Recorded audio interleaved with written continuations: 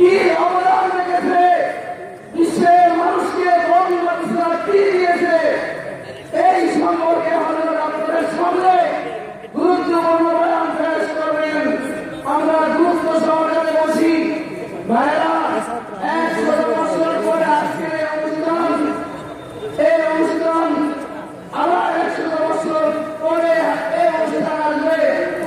আমরা তো ভিডিও করার কথা বলছি, ঘুমাইছি, আরো ঘুমাইবো, ঘুমের সুযোগ বারবার পাইল, অনেক সময় পাইল।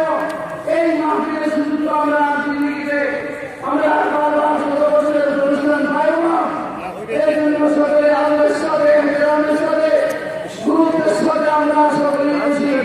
আল্লাহ রাব্বুল আলামিন হযরতের বয়ান থেকে ব্রাহ্মণবাড়িয়াবাসী তথা বিশ্ববাসীকে গুরুত্বপূর্ণ হেদায়েত গ্রহণ করার তৌফিক দান করুন।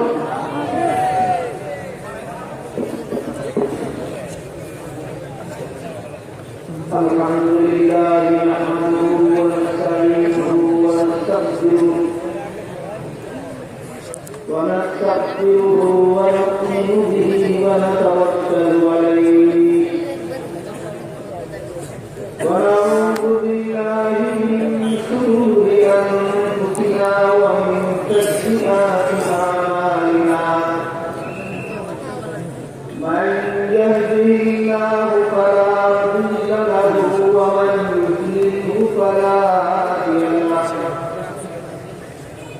ونشهد أن لا إله إلا الله وحده لا شريك له. ونشهد أن سيدنا ونبينا ومولانا محمدا عبده ورسوله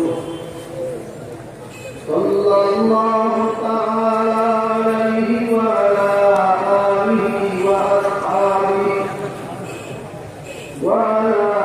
آله وأصحابه وبارك وسلم. أما بعد فأعوذ بالله من الشيطان الرجيم. بسم الله الرحمن الرحيم. وما كان المؤمنون لينفروا كافة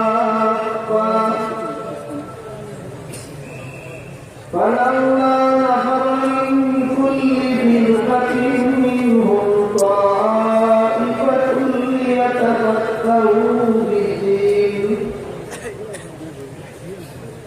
ولينذروا قومهم إذا رجعوا إليهم لعلهم يحذرون.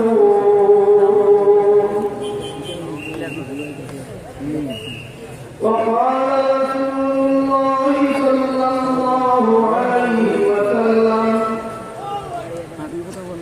يحمل هذا العلم من كل خلف حضوره ينسون عنه تحريف الغالين وانتهاء المسلمين وتعبير الجاهلين أو كما قال عليه الصلاة والسلام.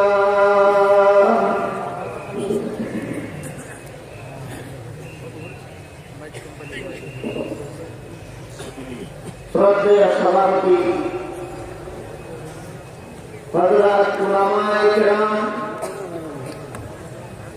দূর দূরান্ত থেকে আগত সর্বস্তরের মুসলমান ভাইয়েরা ও আমার পর্দানিশীল মা বোনেরা, হযরত ফখরে বাংলার রহমতুল্লাহি আলাইহি স্মৃতি ধন্য রইসুল মুফাসসিরিন হযরত মুফাসসির হুজুর রহমাতুল্লাহি আলাইহি স্মৃতি ধন্য মুফতি আযম রহমাতুল্লাহি আলাইহি স্মৃতি ধন্য ব্রাহ্মণবাড়িয়ার ঐতিহ্যবাহী ইসলামী শিক্ষা প্রতিষ্ঠান জামিয়া ইউনুসিয়ার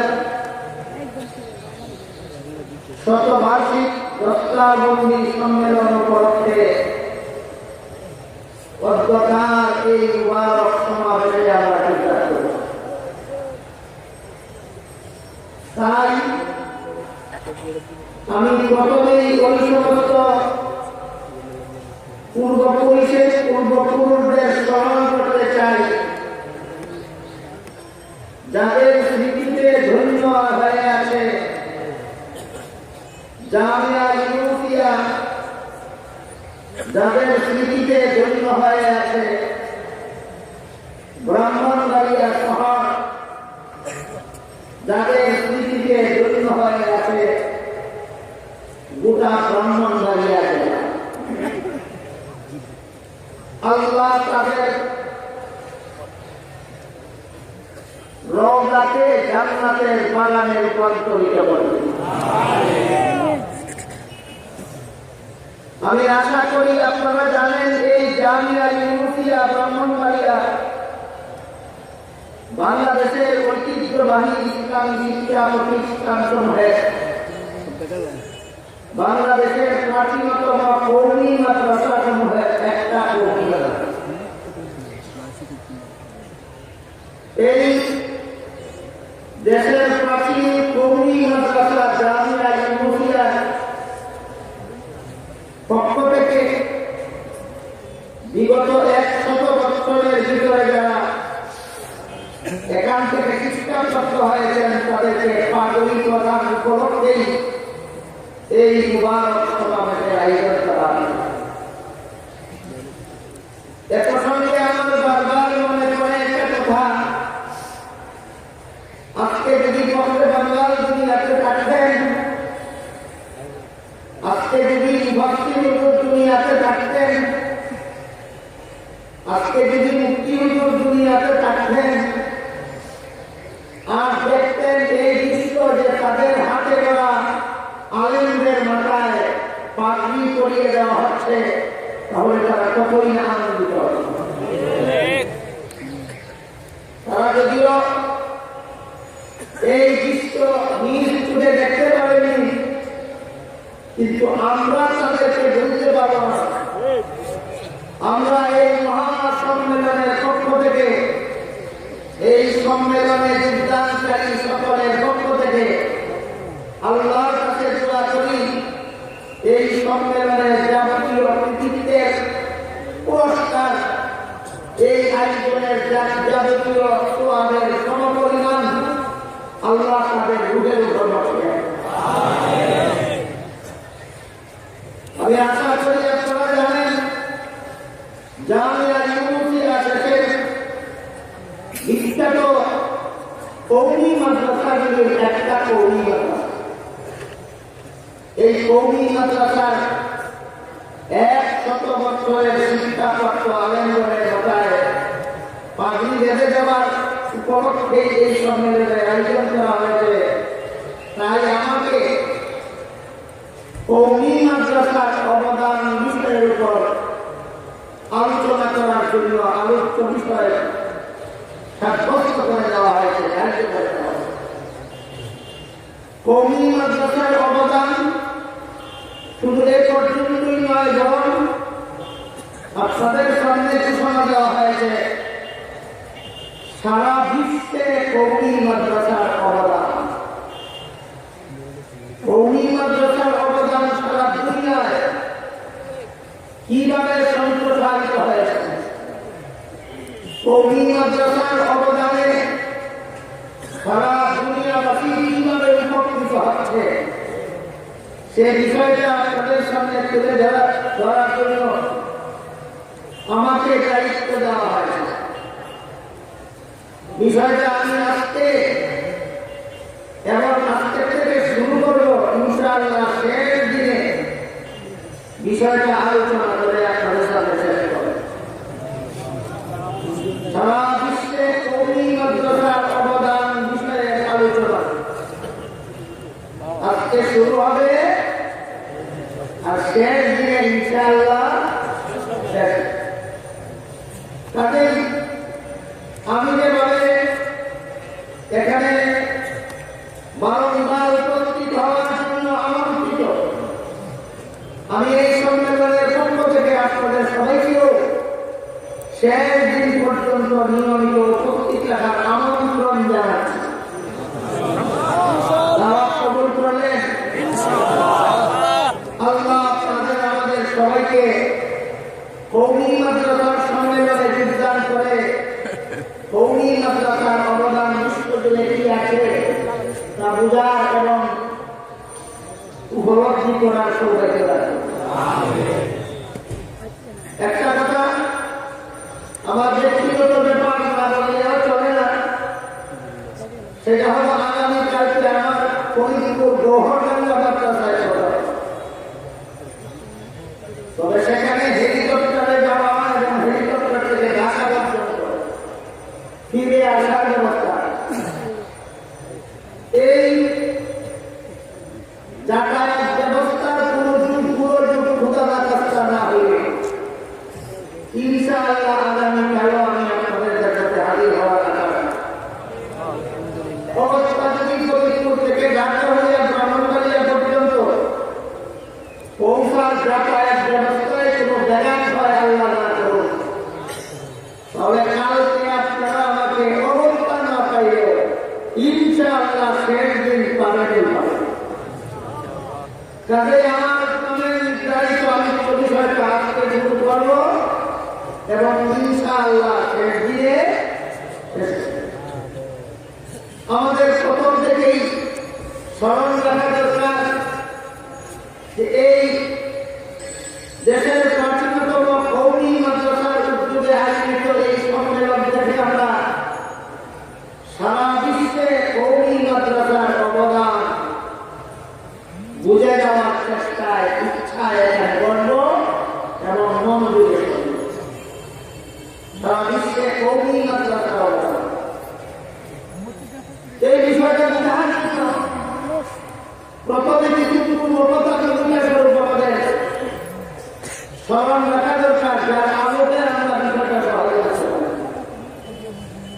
আমি আপনাদের সামনে পবিত্র কালাম থেকে যে আয়াত তেলাওয়াত করেছি, আয়াতের প্রথম অংশের আলোচিত বিষয় একটা, আর শেষের অংশের আলোচিত বিষয় আরেকটা। আয়াতের প্রথম অংশের আলোচিত বিষয় হল জিহাদ, আর শেষের অংশের আলোচিত বিষয় হল ইসলামী শিক্ষা দীক্ষা।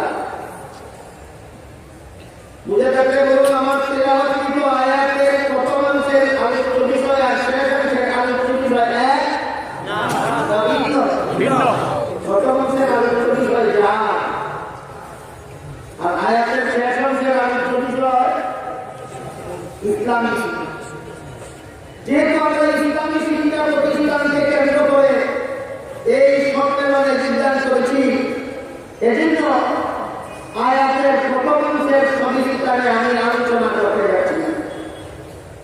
দ্বিতীয় অংশের আলোচনাকে সবিস্তারে করা দরকার মনে করি। তবে প্রথম অংশের আলোচিত বিষয়ে যে জিহাদ, এই ব্যাপারে আমাদের বর্তমান সমাজে বিশ্ব সন্ত্রাসীরা, সামাজিক সন্ত্রাসীরা, জাতীয় সন্ত্রাসীরা, আন্তর্জাতিক সন্ত্রাসীরা ইসলামের পবিত্র জিহাদ সম্পর্কে নানা রকমের কুৎসা দিয়ে যাচ্ছে, যে কারণে বর্তমান সমাজের অনেক মুসলমান জিহাদ শব্দটা শুনলেই ভয় পায়। এই আতঙ্ক মুক্ত হওয়ার জন্য মনে রাখা দরকার, এই সন্ত্রাসীরা ইসলামের জিহাদকে সন্ত্রাস বলে আখ্যায়িত করে। আসলে জিহাদ হল সন্ত্রাস দমন ব্যবস্থা। আমার কথা বুঝে থাকলে বলুন, জিহাদের সন্ত্রাস না সন্ত্রাস দমন ব্যবস্থা? হাদিস শরীফে আল্লাহ রাসূল বলেন, জিহাদ মাযিদ ইলা ইয়াউমিল কিয়ামা, ইসলামের পবিত্র জিহাদ বিধান কিয়ামত পর্যন্ত বলা হবে। কতদিন পর্যন্ত বলা হবে? কারণ আল্লাহ জানেন, রাসূলকে জানিয়ে দিয়েছেন কিয়ামত পর্যন্ত একদল সন্ত্রাসী থাকবে, এদেরকে দমন করার জন্য জিহাদের দরকার হবে। কথা বুঝে থাকে বলুন, জিহাদি সন্ত্রাস না সন্ত্রাস দমন ব্যবস্থা? এক প্রসঙ্গে মুহাদ্দিসিনের কেরামের একটা উক্তি আপনাদেরকে শুনাইয়ে আমি আমার মূল আলোচনাটি দেখে রয়েছে। সেটা হলো মুহাদ্দিসিনের কেরাম তফসিরের ভিতরে লিখেছেন, গোটা মানব সমাজটা একটা দেহের মতো। কোন একজন ব্যক্তির শরীরে যদি ক্যান্সার হয়, এই ক্যান্সারের চিকিৎসা মলমের দ্বারা হয় না, ট্যাবলেট ক্যাপসুলের দ্বারা ক্যান্সারের চিকিৎসা হয় না। শরীরের যে অঙ্গ ক্যান্সারে আক্রান্ত হয়, অপারেশনের মাধ্যমে সেই অঙ্গ কেটে ফেলে দিতে হয়, বাকি অঙ্গকে রক্ষা করার স্বার্থে। ঠিক তেমনিভাবে গোটা মানুষের সমাজটাই একটা দেহের মতো, আর সন্ত্রাস হলো এই দেহের ক্যান্সার, আর ইসলামের জিহাদ বিধান এই ক্যান্সারের অপারেশন। তিনটা কথা আমাদের রাখতে হবে, মানব সমাজ হলো একটা দেহের মতো, সন্ত্রাস হলো এই দেহের ক্যান্সার, সন্ত্রাস হলো সমাজ দেহের ক্যান্সার, ইসলামের জিহাদ বিধান এই ক্যান্সারের অপারেশন। তিনটা কথা মনে যাবে। এক নম্বর, মানুষের সমাজটাই একটা দেহের মতো। দুই নম্বর, সন্ত্রাস হলো এই দেহের ক্যান্সার, আর জিহাদ হলো ক্যান্সারের অপারেশন। এই আয়াতের কত মানুষের ব্যাপারে আজকের মতো আমি এর চেয়ে বিস্তারিত আলোচনা করতে চাই না, যেহেতু এটা একটা শিক্ষা প্রতিষ্ঠানের উদ্যোগে আয়োজিত সম্মেলন, এই জন্য আমি দ্বিতীয় অংশের আলোচনাটি করে দেব। আয়াতের দ্বিতীয় অংশে আল্লাহ রাব্বুল আলামিন মাদ্রাসা শিক্ষার 3টা গুণের উল্লেখ করেছেন। যে মাদ্রাসা শিক্ষার মধ্যে 3 গুণ থাকবে, সেই মাদ্রাসা শিক্ষা হবে সফল শিক্ষা। 3 গুণের কোন একটা গুণ যে মাদ্রাসা শিক্ষায় থাকবে না, সেই মাদ্রাসা শিক্ষা সফল হবে না, বিফল হবে। বুঝেটাকে বলুন, মাদ্রাসা শিক্ষা সফল হওয়ার জন্য আমাদের আলোচিত আয়াতে আল্লাহ কতটা গুণের উল্লেখ করেছেন? 3টা। এক নম্বর, মাদ্রাসা শিক্ষার বৈশিষ্ট্য। 2 নম্বর, মাদ্রাসা শিক্ষার আদর্শ। 3 নম্বর, মাদ্রাসা শিক্ষার উদ্দেশ্য। বুঝেটাকে বলুন, আমাদের আলোচিত আয়াতে আল্লাহ মাদ্রাসা শিক্ষার 3 গুণের, মাদ্রাসা শিক্ষা সফল হওয়ার জন্য যে 3 গুণের উল্লেখ করেছেন, প্রথমটা হলো বৈশিষ্ট্য, দ্বিতীয়টা হলো আদর্শ, তৃতীয়টা হলো উদ্দেশ্য। মাদ্রাসা শিক্ষার বৈশিষ্ট্য হলো এলেম অনুপাতে আমল। মনে রাখতে হবে, আপনাদের সামনে কথা বলতে যাবে। মাদ্রাসা শিক্ষার বৈশিষ্ট্য হলো এলেম অনুপাতে আমল।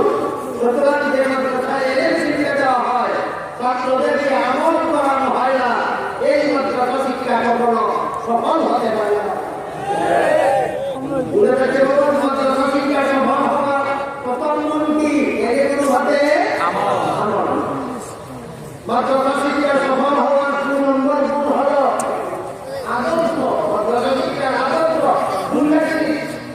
রাসূলের সুন্নাত এবং সাহাবাদের জামাত।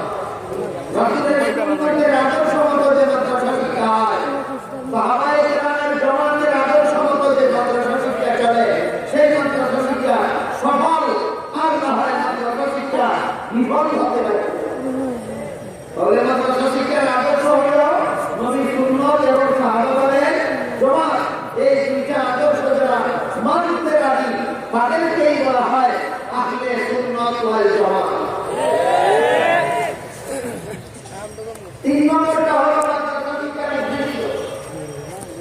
মাদ্রাসা শিক্ষার উদ্দেশ্যের বিবরণী আল্লাহ বলেন, ওয়াল ইউনজিরু কওমাহুম ইনজারে কওম, অর্থাৎ গোটা জাতিকে জাহান্নাম থেকে বাঁচার পথ প্রদর্শন করার মতো একদল নায়েবে নবী ওয়ারাসাতুল আম্বিয়া তৈরি করা মাদ্রাসা শিক্ষার উদ্দেশ্য।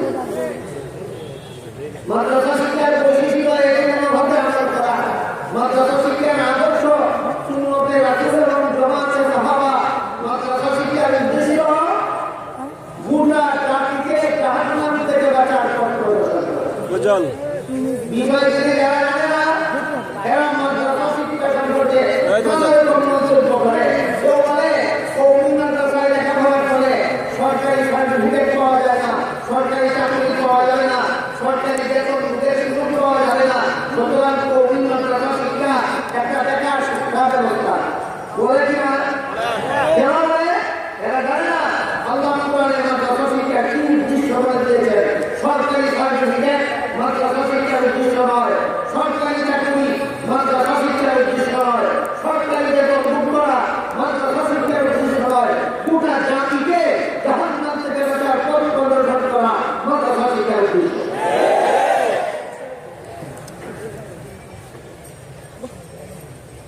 না জানার কারণে অনেক লোকে মন্তব্য করে কওমি মাদ্রাসায় লেখাপড়া করলে যেহেতু সরকারি সার্টিফিকেট পাওয়া যাবে না, চাকরি পাওয়ার আশা নাই, বেতন সুদের সম্ভাবনাই নাই, তাদের কওমি মাদ্রাসা শিক্ষা বেকার বলে মন্তব্য করে একদল মানুষ যারা জানে না মাদ্রাসা শিক্ষার উদ্দেশ্য একই নয়, মাদ্রাসা শিক্ষার উদ্দেশ্য দুনিয়ার সত্য অর্জন করা নয়, মাদ্রাসা শিক্ষার একমাত্র উদ্দেশ্য গোটা মানব জাতিকে জাহান্নাম থেকে বাঁচার ব্যবস্থা করা।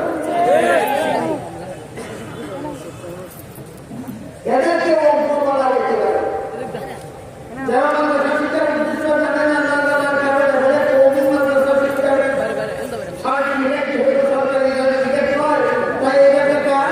এটা যারা বলে এদেরকে অঙ্ক বলা যেতে পারে, মূর্খ বলা যেতে পারে, এরা মাদ্রাসা শিক্ষার উদ্দেশ্য জানে না। কিন্তু আরেক বলাতে জ্ঞান পাবে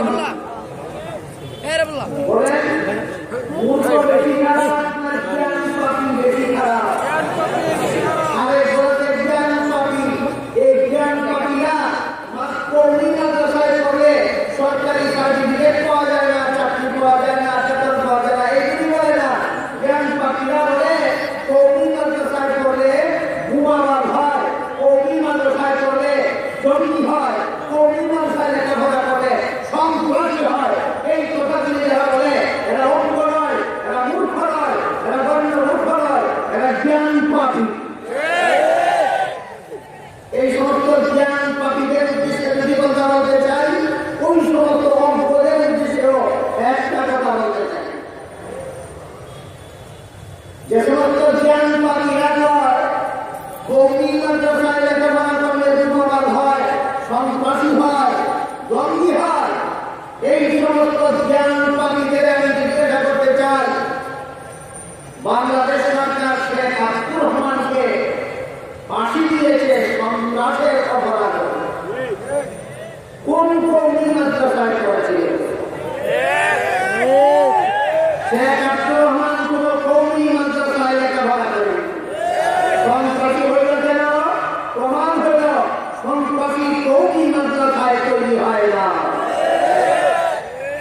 আপনাদের জানা থাকার কথা, বাংলাদেশ সরকার বাংলা রাজ্যেও ফাঁসি দিয়েছে সন্ত্রাস অপরাধের কারণে। এই বাংলা রাজ্য জিন্দেগিতে কোনদিন কওমি মাদ্রাসার ভান্ডায়কতা করবে। আবার প্রমাণ হইল সন্ত্রাসী কওমি মাদ্রাসার উৎপাদন হয় না। জ্ঞান পাপীরা যেখানে জ্ঞান শিখে সেখানেই সন্ত্রাসী উৎপাদন হয়। বাংলাদেশের মুসলমান ভুলে গেলে চলবে না। 2009 সালের 25শে ফেব্রুয়ারি ঘটনা, 2009 সালের 25শে ফেব্রুয়ারি ঘটনা ভুলে গেলে চলবে না। ঘটনাটা এক কথায় বলতে পারেন কেউ পিলখানার হত্যাকাণ্ড। কোন সালের কোন মাসের কত তারিখ? 2009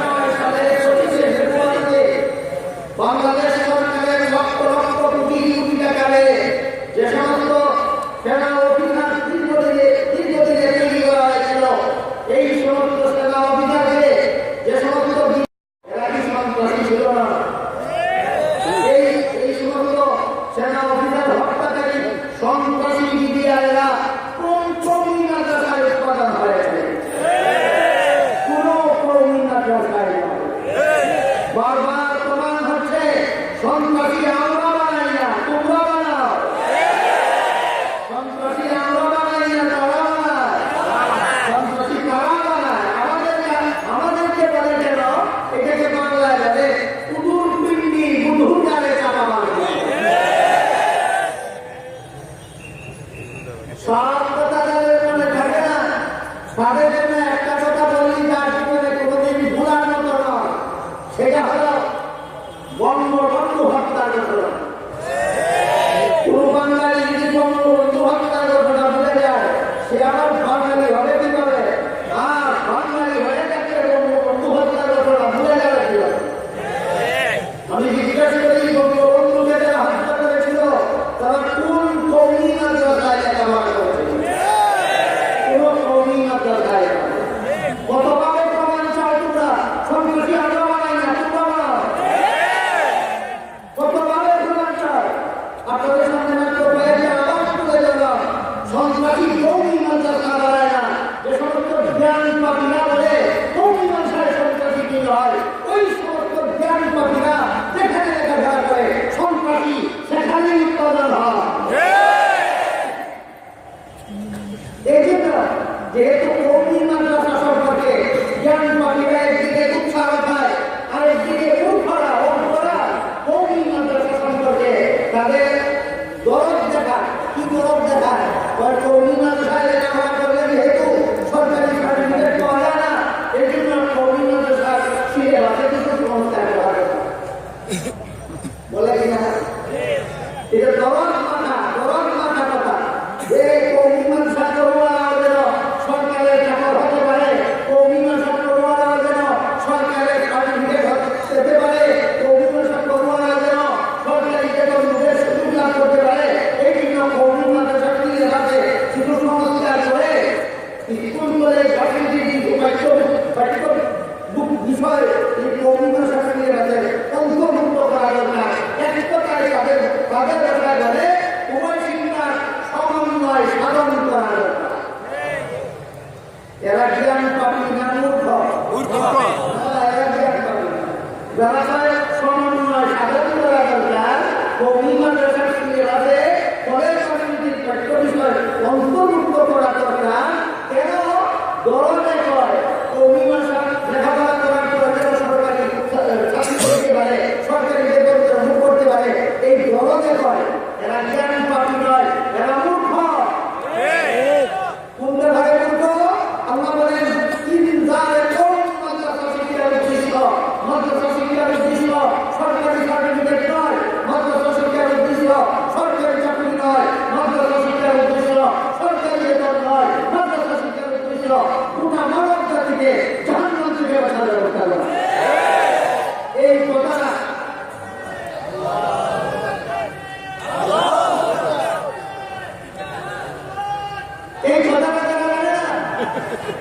এই কথাটা যারা জানে না, তারা পরিস্থিতির সমন্বয় সাধনের চেষ্টা করে।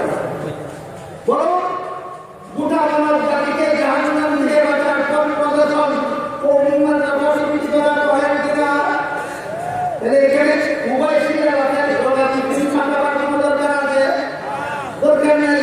তারপর আমি ঠিক আছে, উভয় শিক্ষার সমন্বয় সাধন করা দরকার। আমি একটু সময় জন্য মেনে নিলাম। জিজ্ঞাসা করি, উচ্চতর পর্যায়ে না প্রাথমিক পর্যায়ে? উভয় শিক্ষার সমন্বয় সাধন করা দরকার। মাদ্রাসা শিক্ষা আর কলেজ শিক্ষা উভয় শিক্ষার সমন্বয় সাধন করা দরকার। আমি মানলাম এই সমস্ত মূর্খদের পক্ষ একটু সময়ের জন্য ঠিক আছে মানলাম। এবার বলো, উচ্চ পর্যায়ে কর্ম সমন্বয় না প্রাথমিক পর্যায়ে কর্ম সমন্বয়? যদি বলো উচ্চতর পর্যায়ে সমন্বয় করা দরকার, মাদ্রাসা কৌমি মাদ্রাসার উচ্চতর সিলেবাসে কলেজ ভার্সিটির পাঠ্যপুস্তক অন্তর্ভুক্ত করা দরকার। যেন কৌমি মাদ্রাসা থেকে পাস করার পরে ডাক্তার হতে পারে, ইঞ্জিনিয়ার হতে পারে, বিজ্ঞানী হতে পারে। আমি মেনে নিলাম 100বার ইনশাআল্লাহ আমরা যে সমস্ত ছাত্রদেরকে কোরআন শিক্ষা দিতে পারি, আমরা যে সমস্ত ছাত্রদেরকে হাদিস শিক্ষা দিতে পারি, এই সমস্ত ছাত্রদেরকে অবশ্যই বিজ্ঞান শিক্ষা দিতে পারি। তোমরাও সমন্বয় সাধন করো। কলেজ ভার্সিটিতে তফসিল সিলেবাস যুক্ত করো, কলেজ ভার্সিটিতে হাদিস সিলেবাস মুক্ত করো, কলেজ ভার্সিটির সার্টিফিকেট দেওয়ার জন্য মুহাদ্দিস হতে পারে, কলেজ ভার্সিটির শিক্ষা প্রাপ্ত হওয়ার জন্য মুফাসসির হতে পারে, কলেজ ভার্সিটির শিক্ষা প্রাপ্ত হওয়ার জন্য মুফতি হতে পারে। সমন্বয় কি হয়ে যাচ্ছে এক কথা আমরা সমন্বয় পরিচালনা করো, ভালো কথা আমি মানলাম তো, কিন্তু আমরা জানি তোমরা 7 বার বললে 7 বার চিন্তা হলেও তোমরা ওই কলেজ ভার্সিটি সার্টিফিকেট প্রাপ্ত দেখে মুহাদ্দিস বানাইতে পারো না, মুফাসসির বানাইতে পারো না, মুফতি বানাইতে পারো না।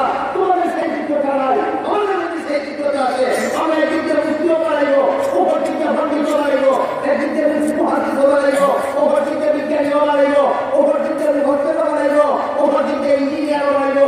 সেইটা যদি আমাদের আছে তোমাদের নাই। আর যদি বলে না সমন্বয় শুধু আপনাদের এখানে করবো না, আমরা করবো না, এটা কুলতালের সমন্বয়। উর্দু ভাষায় একটা প্রবাদ আছে, তেরে জু হ্যাঁ মেরে হ্যাঁ, মেরে জু হ্যাঁ।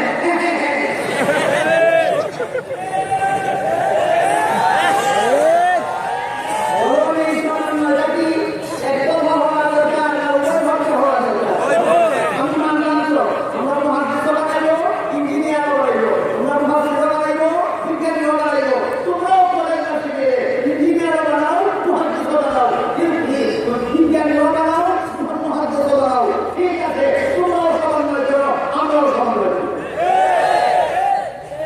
আর যদি বলে যে না উচ্চতর পর্যায়ে সমন্বয় সাধন সম্ভব নয়,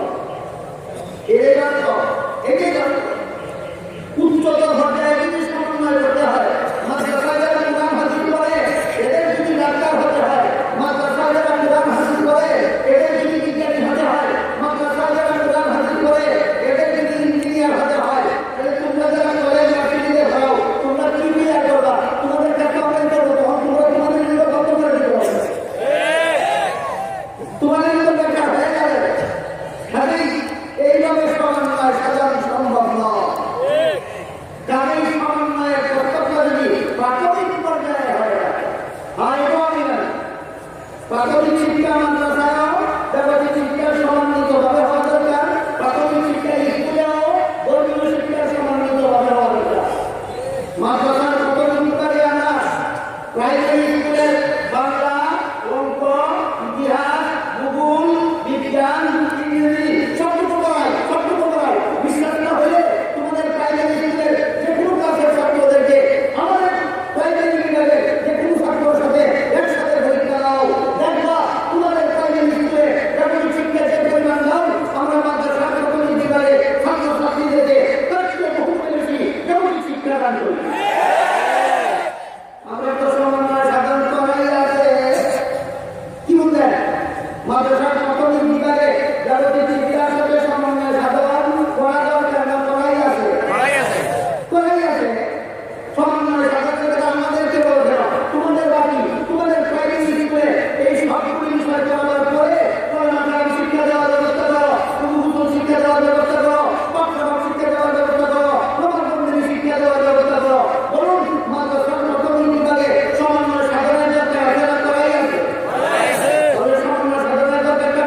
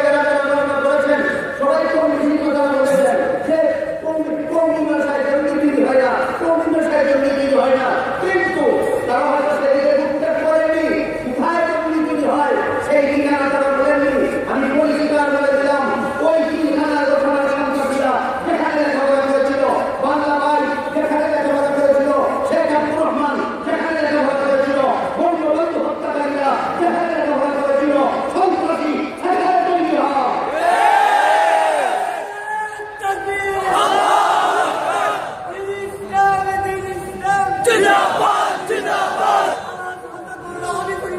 জিন্দাবাদ এই সমস্ত অপপ্রচার এবং এই সমস্ত বিকৃতিমূলক বক্তব্য থেকে মুসলমানদের সতর্ক থাকার জন্যই পরিষ্কারভাবে বোঝা দরকার যে মাদ্রাসা শিক্ষার উদ্দেশ্যটা কি। এখন বুঝতে থাকলে বলুন মাদ্রাসা শিক্ষার উদ্দেশ্য সরকারি সার্টিফিকেট, মাদ্রাসা শিক্ষার উদ্দেশ্য সরকারি চাকরি, মাদ্রাসা শিক্ষার উদ্দেশ্য সরকারি বেতন। ও কি আয়াতে কি বলেছেন? মাদ্রাসা শিক্ষার উদ্দেশ্য গোটা মানব জাতিকে জাহান্নাম থেকে বাঁচানোর জন্য। وَلْيُنذِرُوا قَوْمَهُمْ إِذَا رَجَعُوا إِلَيْهِ لَعَلَّهُمْ يَحْذَرُونَ। গোটা মানব জাতিকে শুধু বাঙালি জাতিকে নয়, শুধু পাকিস্তানি জাতিকে নয়, শুধু উপমহাদেশবাসী জাতিকে নয়, শুধু আরব জাতিকে নয়, শুধু পশ্চিমা জাতিকে নয়, গোটা বিশ্ববাসী সমস্ত মানব জাতিকে জাহান্নাম থেকে রক্ষা করার জন্য কোন ব্যবস্থা, কি ব্যবস্থা গ্রহণ করেছে, কোন ব্যবস্থা আমাদের সারা দুনিয়ার মানুষ জাহান্নাম থেকে রক্ষা পাওয়ার সুযোগ পাচ্ছে, তা আমাদের এই এখানকার সম্মেলন থেকেই বুঝে যাওয়া দরকার।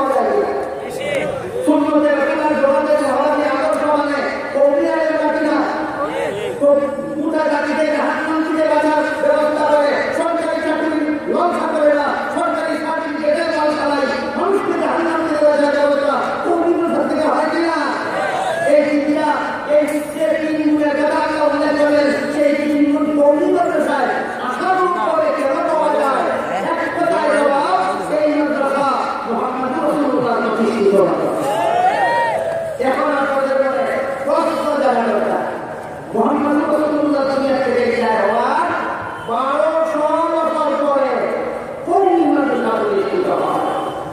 মুহাম্মদ রাসূলুল্লাহ দুনিয়া থেকে বিদায় হওয়ার কতদিন পরে?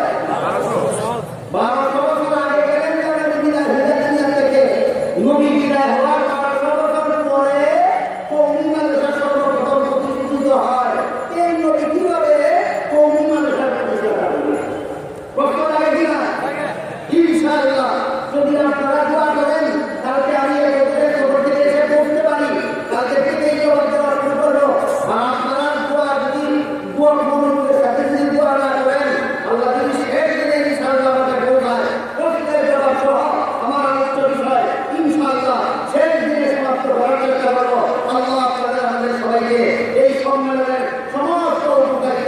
লাখ লাখ অধিকার করলাম।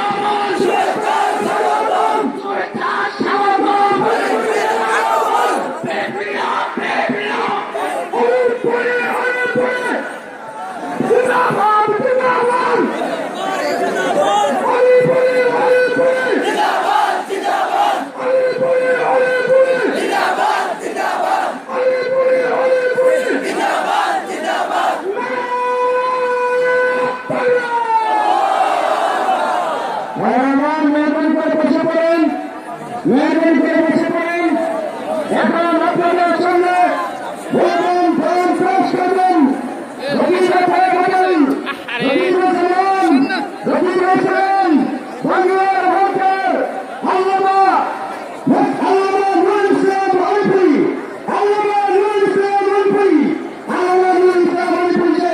তাকে আমি তার স্বাগত نحمده ونصلي على رسوله الكريم أما بعد محترم হাজিরিন, আমি গতকাল বলেছিলাম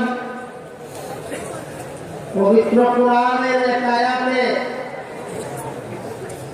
আল্লাহ পাক রব্বুল আলামিন সফল মাদ্রাসা শিক্ষার 3টা গুণের কথা উল্লেখ করেছেন। একটা হলো মাদ্রাসা শিক্ষার বৈশিষ্ট্য,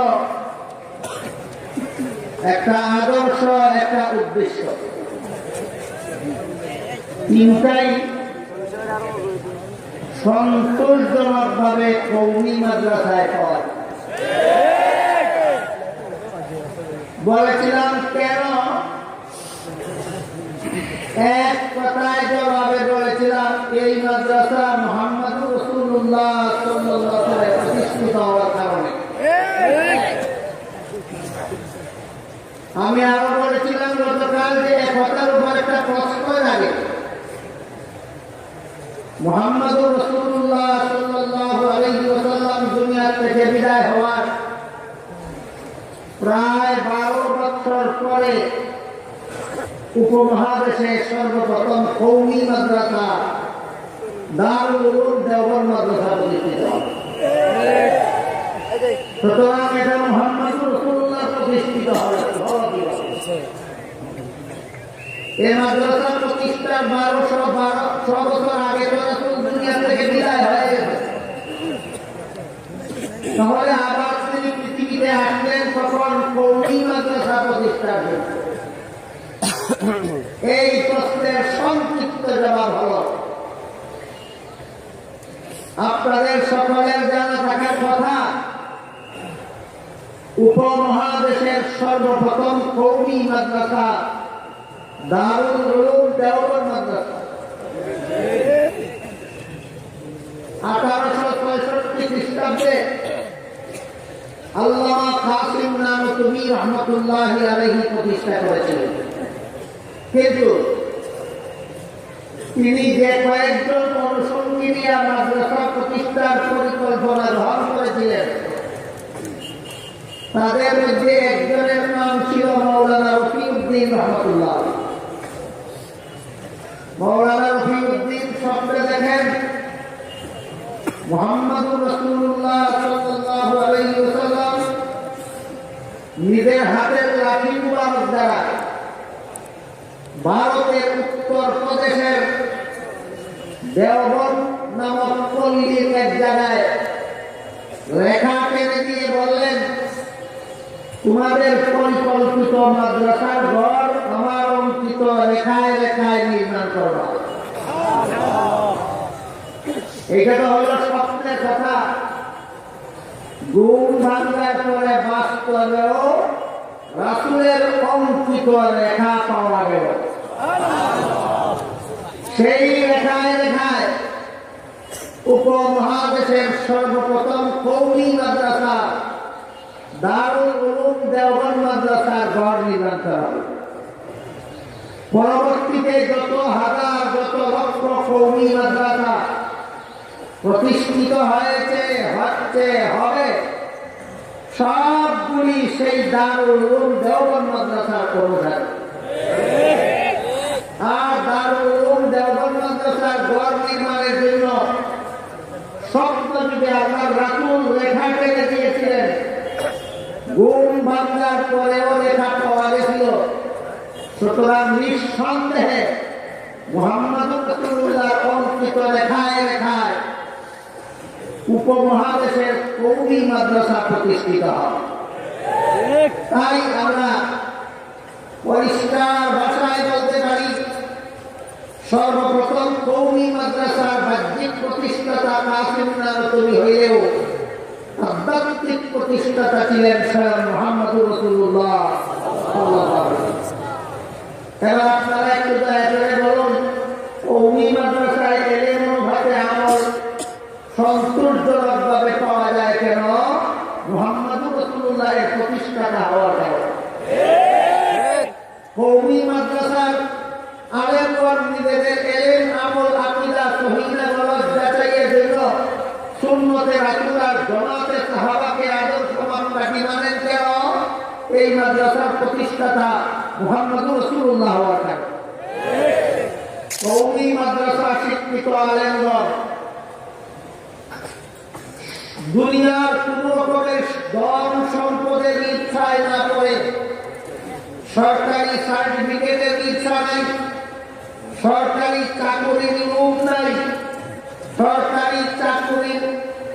সরকারি বেতনের লালসা নাই, প্রয়োজনে নিজেদের পেটে পাথর দেবে গোটা মানব জাতিকে জাহান্নাম থেকে রক্ষার ব্যবস্থা প্রদান করেন কেন? এই মাদ্রাসা মুহাম্মদুর রাসূলুল্লাহ প্রতিষ্ঠিত হওয়া। এখানে দুটা আনুষঙ্গিক প্রশ্ন রাখতে পারে, 2 মিনিটে দুটা আনুষঙ্গিক প্রশ্নের জবাব দিয়ে বাকি কথা আগামীকালের জন্য ইনশাআল্লাহ সমাপ্ত থাকবে। একটা প্রশ্ন হলো যে স্বপ্ন যুগে আল্লাহ রাসূল লেখা টেনে দিয়েছিলেন, ঘুম ভাঙার পরেও লেখা বিদ্যমান পাওয়া গেছিল। সেই লেখায় লেখায় রাসূলের অঙ্কিত দাগে দাগে সর্বপ্রথম কওমি মাদ্রাসার ঘর নির্মাণ করা হয়েছিল। কথাটা আছে কোথায়? একটা প্রশ্ন, এই কথাটা আছে কোথায়? সংক্ষিপ্ত জবাব, কথাটা লেখা আছে ইতিহাসের পাতায়। তারিখে দারুল উলুম দেওবন্দ নামের কয়েক হাজার পৃষ্ঠা বিশিষ্ট উর্দু ভাষায় লিখিত ইতিহাস, যারা উর্দু ভাষা বুঝবেন না তাদের জন্য বাংলা রেফারেন্স বলছি। সেই তারিখে দারুল উলুম দেওবন্দ নামক ইতিহাস গ্রন্থের বাংলা অনুবাদ প্রকাশিত হয়েছে ইসলামিক ফাউন্ডেশন বাংলাদেশের পক্ষ থেকে। বাংলা অনুদিত গ্রন্থটার নাম দারুল উলুম দেওবন্দের ইতিহাস। আর ভূমিকায় পরিষ্কার ভাষায় লেখা আছে, সপ্ত যুগে রাসূল লেখা টেনে দিলেন, ঘুম ভাঙার পরে বাস্তবেও লেখা পাওয়া গেল। সুতরাং রাসূলের অঙ্কিত লেখায় লেখায় উপমহাদেশের সর্বপ্রথম কওমি মাদ্রাসা দারুল উলুম দেওবন্দ মাদ্রাসার ঘর নির্মাণ করা হল। কাজেই এটা মুখস্থ করা কথা নয়, ঐতিহাসিক সত্য। দ্বিতীয় প্রশ্ন জাগে, দেওবন্দের মাটিতে লেখা টেনে দেওয়ার জন্য যদি রাসূল আসতে পারেন, তাহলে আমাদের মিলাদ মাহফিলে রাসূল আসতে পারবেন না কেন? জশ্নে জুলুসে ঈদে মিলাদুন নবীর মিছিলে রাসূল আসতে পারবেন না। জশ্নে জুলুসে ঈদে মিলাদুন নবী আর মিলাদ মাহফিল যারা করে, এরা নিজেরাই নিজেদের হাতে এদের বই পুস্তকে লিখে রেখেছে। এইগুলি ইসলাম ধর্মে ছিল না, এইগুলি খ্রিস্টানদের কাছ থেকে আমরা রাসূল দুনিয়া থেকে বিদায় হওয়ার 700 বছর পরে আমদানি করেছি। চমৎকার। এই এই কথা তাদের হাতে তাদের বইয়ে লেখার কারণে আমি তাদের ধন্যবাদ দিচ্ছি। পরিষ্কার হয়ে গেল, আর কোন মুসলমান তোমাদের দুঠায় পড়বে না। তোমরা নিজেরা লিখেছ ইসলাম ধর্মে এই ঈদে মিলাদুন নবী নামের কোন কর্মকাণ্ড ছিল না, এইটা খ্রিস্টানদের মধ্যে ছিল। তোমরা রাসূল দুনিয়া থেকে বিদায় হওয়ার 700 বছর পরে খ্রিস্টানদের থেকে আমদানি করেছ। কথাটা স্বীকার করার কারণে তোমরা নিজেদের হাতে নিজেদের বইয়ে কথাটা স্বীকার করার জন্য আমি আবারও তোমাদের ধন্যবাদ দিচ্ছি, ধন্যবাদ। কিন্তু আপনাদের জিজ্ঞাসা করছি, যারা এটা করে তারাই করল, এইটা ইসলাম ধর্মে ছিল না, আমরা খ্রিস্টান ধর্মের থেকে আমদানি করেছি। কেন মুসলমান খ্রিস্টান ধর্মের আচার অনুষ্ঠান পালন করতে যাবে? মুসলমান কেন খ্রিস্টান ধর্মের অনুসারী হবে? মুসলমান কেন খ্রিস্টানদের অনুসরণ করতে হবে? কাজেই এই খ্রিস্টানদের দালালদের খপ্পর থেকে ঈমান ইসলামকে হেফাজত করতে হলে এই সমস্ত বেদাতীদের কর্মকাণ্ড সমূলে পরিহার করতে হবে। তারা প্রশ্ন করে, যখন আমরা দারুল উলুম দেওবন্দের ইতিহাস বলি, তখন তারা প্রশ্ন করে যে দেওবন্দ মাদ্রাসার গঠন আবার দাঁত দেওয়ার জন্য যদি রাসূল দেওবন্দে আসতে পারেন, তাহলে আমাদের দশতে শিশুদের মিছিলে আসতে পারবেন না। আমি জবাব দেওয়ার আগে জিজ্ঞাসা করতে চাই, দেওবন্দের জমিনে দাঁত দেওয়ার জন্য যদি মদিনার নবী আসতে হয়, এর দ্বারা নবীর অলৌকিকতা প্রমাণিত হয় না? মদিনায় থেকেই যদি সর্বযুগে দাঁত পৌঁছে দিতে পারেন, তাহলে অলৌকিকতা প্রমাণিত হয়। ভারতের মাটিতে দাঁত দেওয়ার জন্য মদিনার নবীকে যদি আসতে হয়, তাহলে অলৌকিকতা হয় না? না এসে রেখা পৌঁছে দিতে পারলে অলৌকিকতা হয়। সুতরাং নবীর অলৌকিকতায় যারা বিশ্বাসী, তারা নবী এসেছিলেন বলতেই পারে না, আর নবী এসেছেন যারা বলতে পারে, তারা নবীর অলৌকিকতায় বিশ্বাসী হতে পারে না। আমরা নবীর অলৌকিকতায় বিশ্বাসী। আমরা বিশ্বাস করি এই রেখা টেনে দেওয়ার জন্য তিনি আসেননি, অলৌকিক ক্ষমতা বলে তিনি মদিনা শরীফের সাহিত্য থেকেই সত্য যুগে রেখা পৌঁছে দিয়েছেন।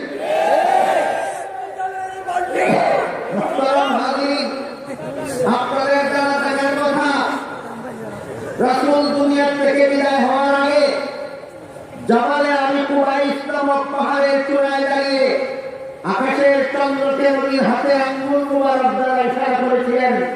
চন্দ্র দ্বিখণ্ডিত হয়ে গিয়েছিল, আবার জোড়া লেগেছিল। সেই চন্দ্র নবীর আঙ্গুলের ইশারায় চন্দ্র দ্বিখণ্ডিত হয়ে আবার জোড়া লাগার রেখা আরো পর্যন্ত চন্দ্রে বিদ্যমান আছে। এর জ্বলন্ত প্রমাণ ইউরোপের একজন সেরা শ্রেষ্ঠ বিজ্ঞানী, নাম ছিল তার doctor Maurice Bucaille. Doctor Maurice Bucaille ইসলাম ধর্মের ভুল প্রমাণ করার জন্য কোরআন পড়া শুরু করেছিল। শেষ পর্যন্ত কোরআনে কোনো ভুল না পেয়ে তিনি ইসলাম গ্রহণ করেছেন এবং the Bible and the Quran and the science নামক গ্রন্থ লিখে পৃষ্ঠায় পৃষ্ঠায় প্রমাণ করেছেন খ্রিস্টানদের মতবাদ বাতিল, ইসলামের মতবাদ সত্য। তার মতো আরেকজন সেরা বিজ্ঞানী ছিলেন আমেরিকার নীল আর্মস্ট্রং। নীল আর্মস্ট্রং সর্বপ্রথম চন্দ্র বিজয়ের অভিযানে সাফল্য লাভ করেছিলেন। তিনি চন্দ্রে অবস্থান করেছিলেন, সেখানে থাকা অবস্থায় দেখেছিলেন চন্দ্রের এক প্রান্ত থেকে অপর প্রান্ত পর্যন্ত একটা কালো রেখা বিদ্যমান।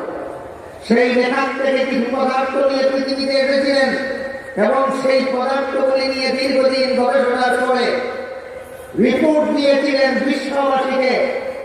আজ থেকে 1300 অথবা 1400 বছর পূর্বে চন্দ্র দ্বিখণ্ডিত হয়ে গেছিল, তারপরে জোড়া লেগেছিল, এই জন্য চন্দ্রে এই রেখা বিদ্যমান।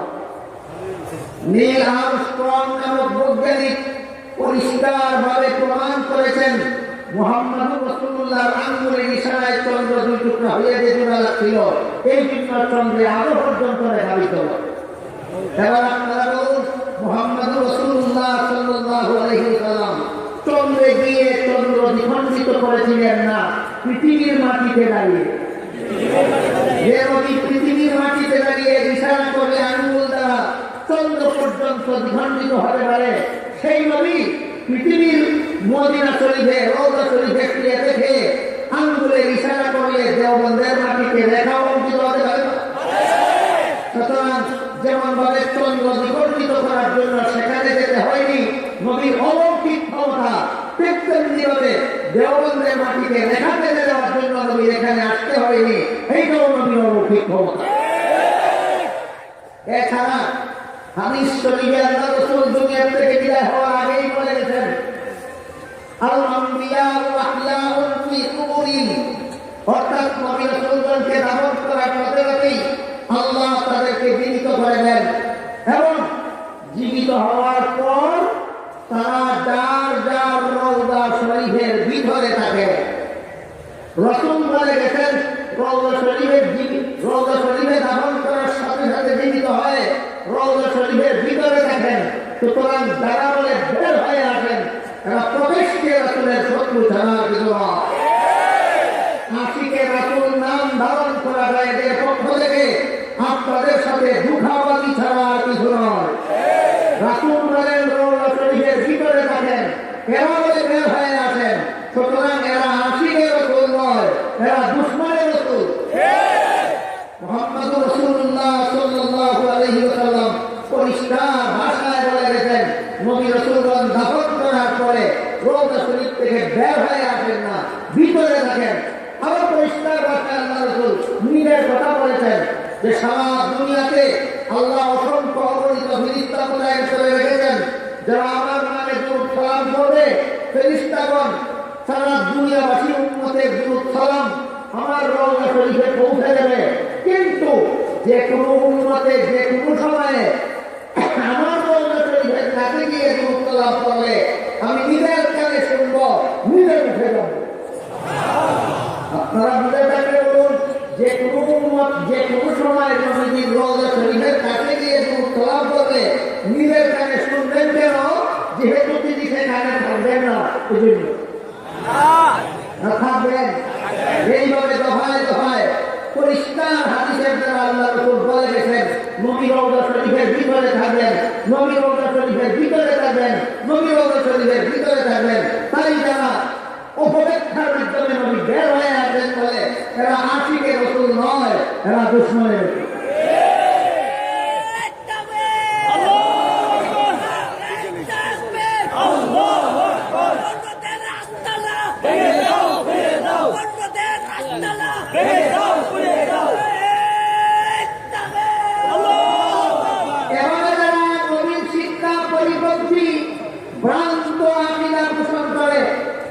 এদের মধ্যে আজকাল এই সমস্ত ভ্রান্ত আকিদাপন্থীদের মধ্যে কাউকে দেখা যাচ্ছে ইসলামের সব কিছুই বাংলা ভাষায় বলার প্রস্তাব আছে।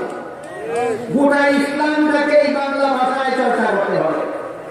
আস্তে আস্তে বলতেছে জুমার খুতবা বাংলা ভাষায় দিতে হবে, কিছুদিন পরে বলবে আযান বাংলা ভাষায় দিতে হবে, আর কিছুদিন পরে বলবে একামত বাংলা ভাষায় দিতে হবে, আর কিছুদিন পরে বলবে নামাজ বাংলা ভাষায় পড়তে হবে, আর কিছুদিন পরে বলবে আরবি ভাষায় সৃষ্টিকর্তাকে রাখা যাবে না, আল্লাহ শব্দে সৃষ্টিকর্তাকে রাখা যাবে না, সৃষ্টিকর্তাকে ভগবান নামে ডাকতে হবে। ওই শয়তানি পরিকল্পনা নিয়ে এখন থেকেই ইসলামকে বাংলাকরণের আন্দোলন এই সমস্ত ভ্রান্ত মতবাদীরা শুরু করেছে।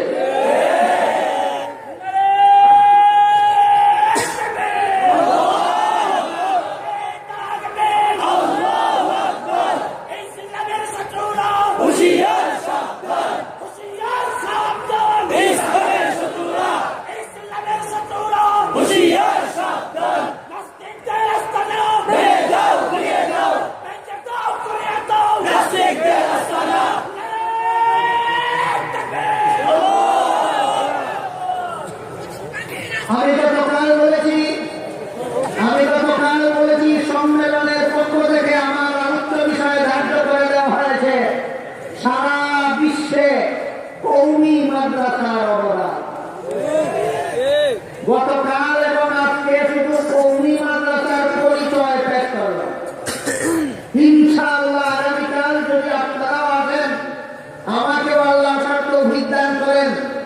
শুধু বাংলাদেশে নয়, শুধু ভারতে নয়, শুধু পাকিস্তানে নয়, শুধু আরব দেশে নয়, শুধু ইউরোপে নয়, শুধু আমেরিকায় নয়, শুধু কানাডায় নয়, বর্তমান বিশ্বের পূর্ব প্রান্ত থেকে পশ্চিম প্রান্ত পর্যন্ত, উত্তর মেরু থেকে দক্ষিণ মেরু পর্যন্ত সারা বিশ্বে কওমি মাদ্রাসার অবদান এর দৃষ্টান্তগুলি আপনাদের সামনে তুলে ধরার চেষ্টা করব। আপনারাও আরো অন্যান্য সঙ্গী সাথী বন্ধু বান্ধব আত্মীয় স্বজনকে নিয়ে আসার চেষ্টা করবেন।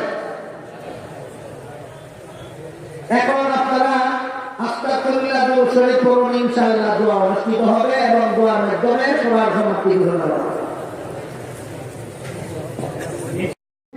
এখন ঘোষণা করার সময় নাই। আল্লাহ তাআলা সবার দান কবুল করুন। মিয়াপাড়া থেকে নগদ 32,000 টাকা জমা দিয়েছে। নাহমাদুহু ওয়া নুসাল্লি আলা রাসূলিহিল কারীম। মুহতারাম হাজিরিন, আপনারা জানেন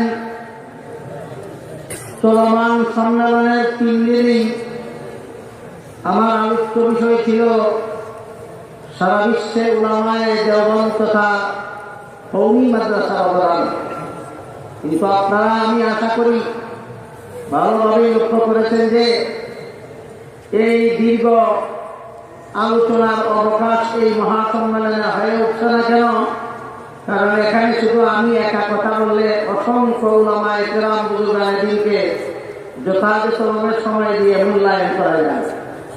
তাই গত 2 দিনে আমি মাত্র কওমি মাদ্রাসার পরিচিতি আপনাদের সামনে পেশ করেছি এবং বলেছি যে আল্লাহ পবিত্র কোরআনে মাদ্রাসা শিক্ষা সফল হওয়ার যে 3 গুণের কথা উল্লেখ করেছেন, সেই 3 গুণ সন্তোষজনকভাবে কওমি মাদ্রাসায় পাওয়া যায়।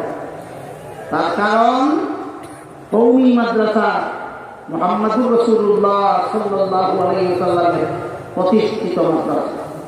কিভাবে সে প্রশ্নের জবাব আমি গতকাল আপনাদের সামনে পেশ করেছি। 1866 খ্রিস্টাব্দে উপমহাদেশের সর্বপ্রথম কওমি মাদ্রাসা দারুল উলুম দেওবন্দ মাদ্রাসা প্রতিষ্ঠিত হয়। প্রতিষ্ঠার পর থেকে বর্তমানে 2য় শতাব্দী চলেছে। দারুল উলুম দেওবন্দ মাদ্রাসা উপমহাদেশের সর্বপ্রথম কওমি মাদ্রাসা। এটা প্রতিষ্ঠার প্রথম শতাব্দীতে এই শুধুমাত্র দারুল উলুম দেওবন্দ মাদ্রাসা মাশায়েখে তরিকত তৈরি করেছে 536 জন। সুযোগ্য শিক্ষক তৈরি করেছে। দারুল উলুম দেওবন্দ মাদ্রাসা প্রতিষ্ঠার প্রথম শতাব্দীতে সুযোগ্য শিক্ষক তৈরি করেছে 5,888 জন। সুযোগ্য গ্রন্থকার তৈরি করেছে 1,164 জন। সুযোগ্য মুফতি তৈরি করেছে 1,784 জন। সুযোগ্য মুনাজির তৈরি করেছে 1,540 জন। সুযোগ্য সাংবাদিক তৈরি করেছে 684 জন। সুযোগ্য খতিব ও মুবাল্লিগ তৈরি করেছে 4,288 জন। সুযোগ্য চিকিৎসক তৈরি করেছে 288 জন। সুযোগ্য কারিগর ও শিল্পী তৈরি করেছে 784 জন।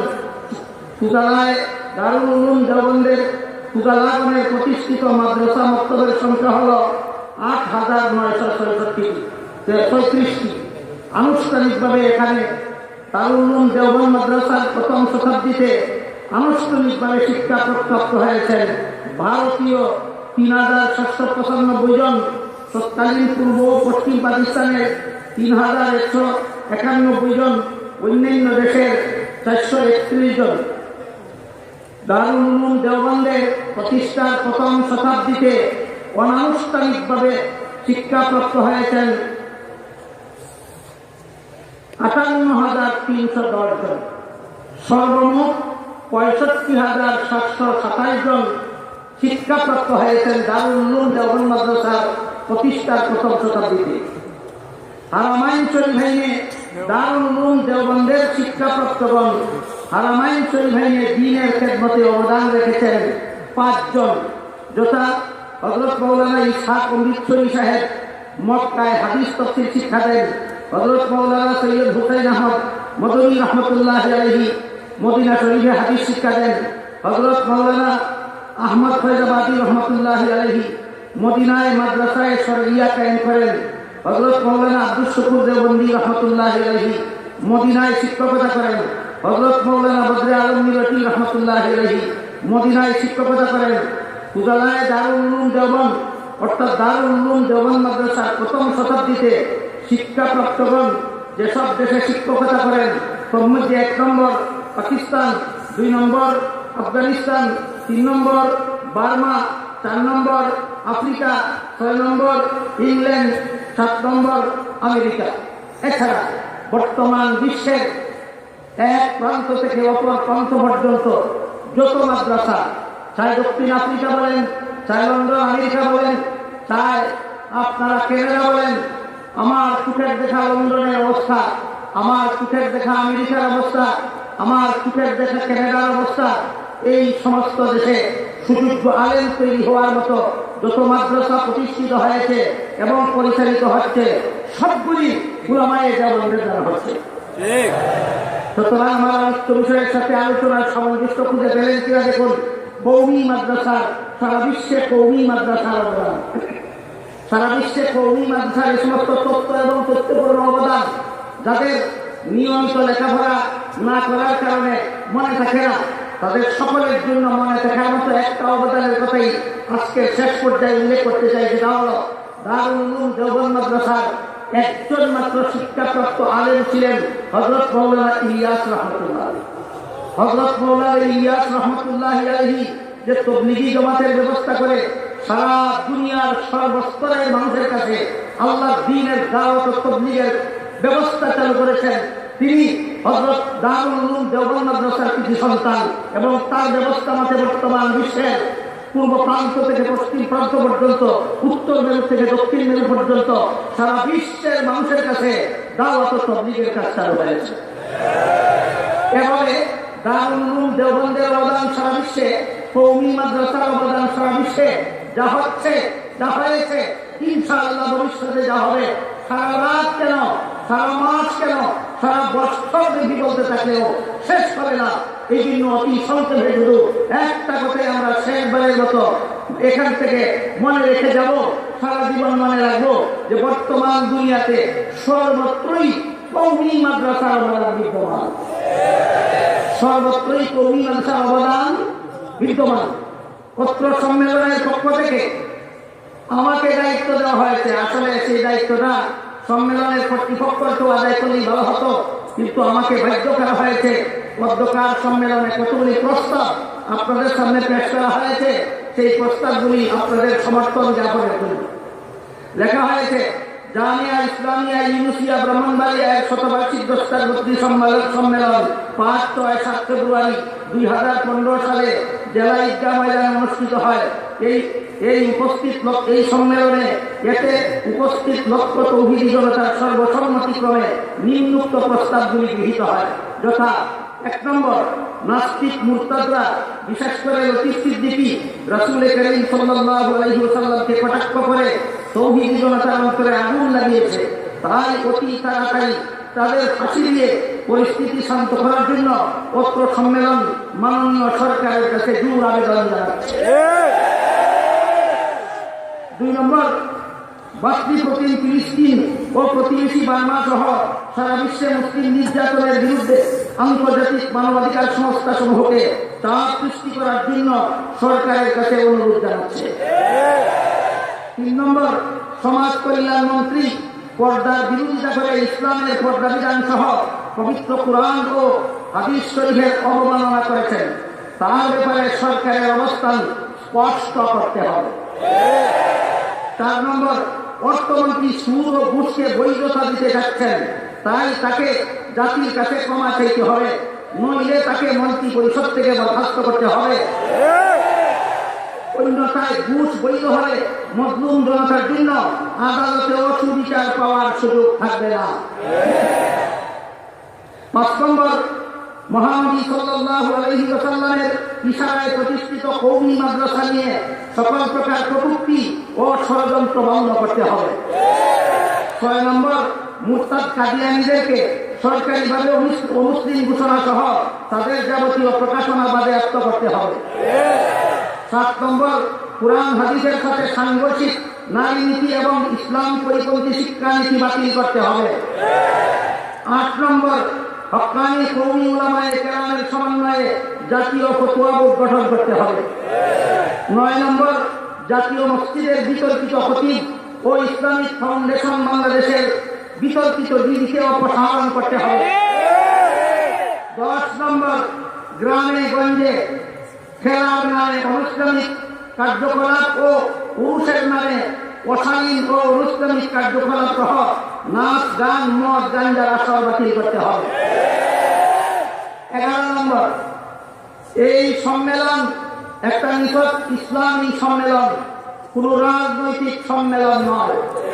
সুতরাং এই সম্মেলনের উপস্থিত কেউ কোন দলকে গদিতে বসাবার আন্দোলন করে না, কোন দলকে গদির থেকে নামাবার আন্দোলন করে না। যার মনে চায় গদিতে যাও, যার মনে চায় গদিতে বসা থাকো। এই সম্মেলন কারো গদিতে থাকার পথে বাধা সৃষ্টি করে না, এই সম্মেলন কারো গদিতে যাওয়ার পথে বাধা সৃষ্টি করে না। তবে বলতে চায়, এই সম্মেলন 16 কোটি মুসলমান বাংলাদেশের মুসলমানের পক্ষ থেকে বলতে চায়, এই সম্মেলন যেমন ভাবে কোন রাজনৈতিক দলের রাজনৈতিক আন্দোলনের পথে বাধা সৃষ্টি করে না, ঠিক তেমনি ভাবে এই দেশের 16 কোটি মুসলমানকে ইসলাম ধর্ম পালনের পথে কেউ কোন রকমের বাধা সৃষ্টি করতে পারবে না। সবগুলি প্রস্তাব আপনারা সমর্থন করেন? এই প্রস্তাবগুলি আপনারা সংশ্লিষ্টদের কাছে লিখিত আকারে স্মারকলিপি হিসাবে পৌঁছে দেবেন। এখন আপনারা আস্তে আস্তে আস্তাগফিরুল্লাহ দরুদ শরীফ করুন। ইনশাআল্লাহ শেষ দিনের মতো শেষ অভিবাদনের সমাপ্তি হিসাবে শেষ মুনাজাতের মাধ্যমে পত্র সম্মেলনের সমাপ্তি ঘোষণা করা হবে। মোহতারাম হাজিরিন, পবিত্র কালাম